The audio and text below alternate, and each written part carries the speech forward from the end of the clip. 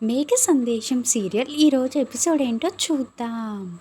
మీ అత్తయ్య శారద అదే ఊటీ వెళ్ళింది కదా, ఊటీ అని అప్పుడు అంటే ఏం చేశావు మా అత్తయ్యని చెప్పు అని భూమి నిలదీస్తూ ఉంటుంది. పాపం మంచి ఆవిడ, నేనేం చేస్తాను చెప్పు అని అప్పుడు ఆ విషయం చెప్పకుండానే వెళ్ళిపోతుంది. భూమి ఏంటి పెద్దమ్మ గురించి ఏదో మాట్లాడుతూ వెళ్తుంది అని చెర్రి చెప్పడంతో, అత్తయ్య మామయ్య ఊటీ వెళ్ళారు కదా, అక్కడ ఏదో జరిపిస్తోంది అని భూమి అంటుంది. అయ్యో ఇప్పుడు వాళ్ళకి ఏమైంది ఏంటో అని చెర్రి కంగారు పడుతూ ఉంటే, అది నాకు అర్థం కావడం లేదు అని భూమి కంగారు పడుతుంది. ఇది ఇలా ఉండగా కొంతమంది చూడలేదని కొంతమంది చెప్తూ ఉంటారు. రిసెప్షన్ దగ్గరికి వెళ్ళి ఏవండి మా వారిని చూసారా అని శారద అడుగుతూ ఉంటే, మేడం అని ఆవిడ చెప్తుంది. పూరిల మేడం అని ఆవిడ చెప్తుంది. ఇందాక నాతో పాటు వచ్చారు కదా వైట్ షర్ట్ వేసుకున్నారని శారద ఆనవాళ్ళు చెప్తూ ఉంటే, ఫోన్ నెంబర్ చెప్పండి, రూమ్ నెంబర్ చెప్పండి అడుగుతూ ఉంటారు. ఏమండని గంటైనా ఎక్కడికి వెళ్ళిపోయారండి అని శారద మొత్తం వెతుకుతూ ఉంటుంది. ఏమండి అనేసి శారద ఎక్కడున్నారండి అనేసి మొత్తం పిచ్చిదానిలా తిరుగుతూ ఉంటుంది. ఇలా ఉండగా ఇంకా రాలేదు, వాష్రూమ్ కని వెళ్ళారా అని శారద చెప్పడంతో, మేడం అతన్ని నేను వాష్రూమ్ దగ్గర చూశాను మేడం, అక్కడే ఉన్నాడు అని అతను చెప్తాడు. అవునా అంటూ థ్యాంక్ యూ సో మచ్ అనేసి వెళ్ళిపోతుంది. అక్కడ వాష్రూమ్ దగ్గర వచ్చేసి ఏమండి ఉన్నారా లోపల, బయటకి ఎంతసేపైనా రాలేదేంటి అని వాష్రూమ్ దగ్గర నుంచి ఇక హోటల్ బయటకి వచ్చేసి అక్కడ ఉన్న వాళ్ళందరినీ అడుగుతూ ఉంటుంది. అప్పుడే ఒకతను కార్ని ఆపుకొని అక్కడే నిలబడి ఉంటాడు. మేడం మీరు మీ వారి కోసం వెతుకుతున్నారా అని అతను అడగడంతో, అవును వాష్రూమ్ కని వెళ్ళి ఇంకా కనిపించట్లేదు మా ఆయన అనేసి చెప్తుంది శారద. అయితే నేను వెళ్ళి చూస్తాను అని శారద వెళ్తుంటే, అయ్యో అది నడిస్తే వెళ్ళలేరు మేడం, నేను తీసుకువెళ్తాను కదా నాతో రండి అనేసి ఆయన తీసుకువెళ్ళిపోతాడు కారు ఎక్కించుకొని. ఇదంతా కూడా ఇందాక శారదకి హెల్ప్ చేసిన అతను చూస్తూ ఉంటాడు. అయ్యో మావయ్య ఫోన్ స్విచ్ ఆఫ్ వస్తుంది, ఇందాక హోటల్ మేము రూమ్ నెంబర్ చెప్పారు, నేను రిసెప్షన్కి కాల్ చేస్తానని భూమి వెంటనే రిసెప్షన్కి కాల్ చేస్తుంది. మా మామయ్య కృష్ణప్రసాద్ 208 రూమ్లో ఉన్నారు, ముందు వాళ్ళకు ఒకసారి ఫోన్ ఇస్తారా అని భూమి అడగడంతో, మీ మామయ్య గారు వాష్రూమ్ కని వెళ్ళి కనిపించట్లేదు మేడం అనేసి చెప్పడంతో, ఆయన్ని వెతుక్కుంటా శారద గారు మీ అత్తయ్య గారు కూడా ఎక్కడికో వెళ్ళిపోయారని అక్కడ ఉన్నవారు చెప్తారు. ఏంటి ఎక్కడికో వెళ్ళిపోయారా అనేసి భూమి కంగారు పడుతూ ఉంటుంది.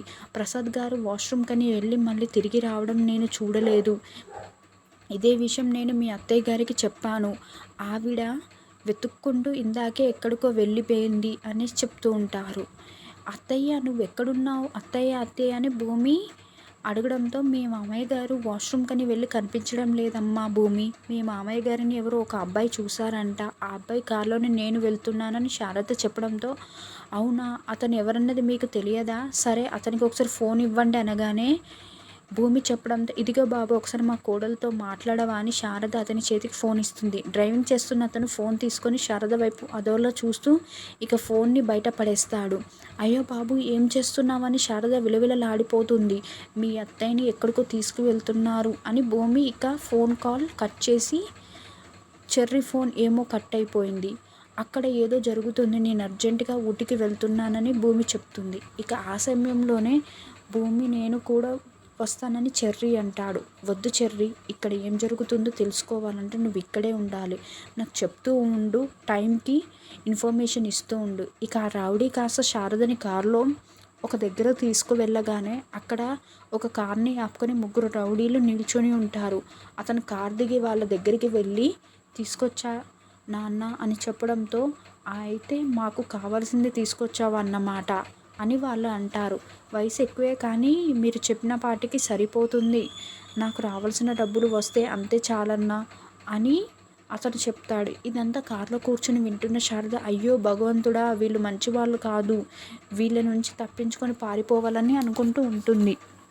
సరే దాన్ని తీసుకురా అని ఆ రౌడీ అడగడంతో, ఏ రావే అంటే చెయ్యి పట్టి లాగుతూ ఉంటాడు. అప్పుడే నేను రాను అని శారద అతని చేయిని కొరికేసి పరుగులు పెట్టి పారిపోతుంది.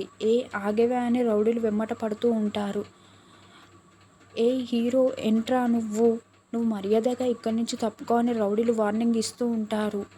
చూడండి, ఆడవాళ్ళకి ఇవ్వాల్సిన మర్యాద మీరు ఇస్తే ఉంటే నేను చూస్తూ ఊరుకుంటాను. కానీ మీరు మర్యాద ఇవ్వకపోతే నేను ఇలా చూస్తూ ఊరుకుంటానా అనేసి ఆకాష్ ఎదురయ్యి రౌడీలందరికీ వార్నింగ్ ఇస్తాడు.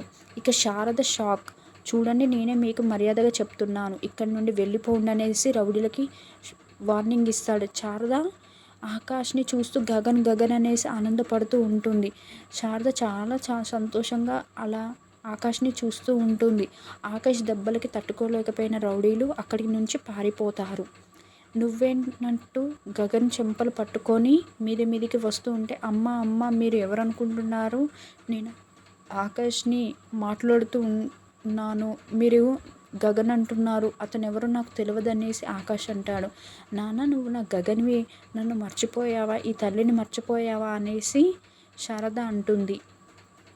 బ్రతికే ఉన్నావని నేను కర్మకాండలు చేయనని చెప్పాను. ఎందుకంటే నువ్వు బ్రతికే ఉన్నావు కాబట్టి నేను చెప్పింది నిజమైంది అని శారద ఏడుస్తూ గగన్ని ముద్దు పెట్టుకుంటూ ఉంటుంది. అందరు నన్ను పిచ్చిదాన్ని అన్నారు. ఎందుకంటే నువ్వు బ్రతికే ఉన్నావంటే నా మాట ఎవరు నమ్మలేదు.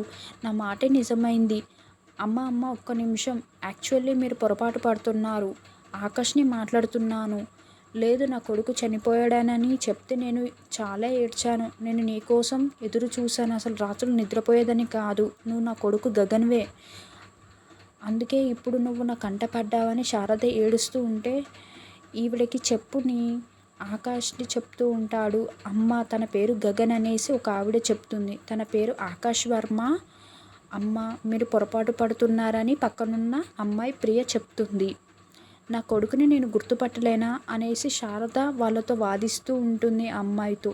అమ్మ, యాక్చువల్లీ మీరు పొరపాటు పడుతున్నారు. నా పేరు ఆకాష్ వర్మ. నాకు అమ్మ నాన్న ఎవరు లేరు. నేను ఒంటరివాడిని అని ఆకాష్ చెప్తాడు. రే గగన్, అలా మాట్లాడుకురా. నేను నీ తల్లిని రా, అమ్మని, శారదని అనేసి అంటూ వాపోతుంది. లేదమ్మా, నా పేరు ఆకాష్ వర్మ. నాకు తల్లిదండ్రి ఎవరు లేరు. మీరు పొరపాటు పడుతున్నారు. ఒక్కసారి చూసుకోండమ్మా అనేసి అంటాడు. అప్పటికి కూడా నువ్వు కాదు అంటే అప్పుడు నేను నీతో మాట్లాడను. ఒక్కసారి అక్కడ మీ నాన్న భూమి అందరూ పూరి అందరూ కూడా ఎదురు చూస్తున్నారు. నువ్వు ఇక గుర్తుపట్టకుంటే ఇక నేను నిన్ను వదిలేస్తాను. నువ్వు నా కొడుకు కాదనేసి అంటుంది. అలా మాట్లాడుతుండగా ఆకాష్ అడుగుతున్నా, మీ నాన్న నేను ఒక హోటల్లో దిగాము. అక్కడ మీ నాన్న కనబడట్లేదు. తర్వాత ఎవరో నన్ను తీసుకువచ్చారు. ఏం జరుగుతుందో అర్థం కావడం లేదు అని శారద అంటే, ప్రియ ముందు వీడిని తీసుకువెళ్ళి అక్కడ డ్రాప్ చేసిరా అమ్మ. మీరు తనతో వెళ్ళండి అని ఆకాష్ చెప్తుంటే, వీడు నా కొడుకు, నేను రానని గగన్, నువ్వు నా కొడుకు అనేసి శారద ఏడుస్తూ ఉంటే, అమ్మ మీరు దండం పెడతాను, నేను మీ కొడుకును కాదు.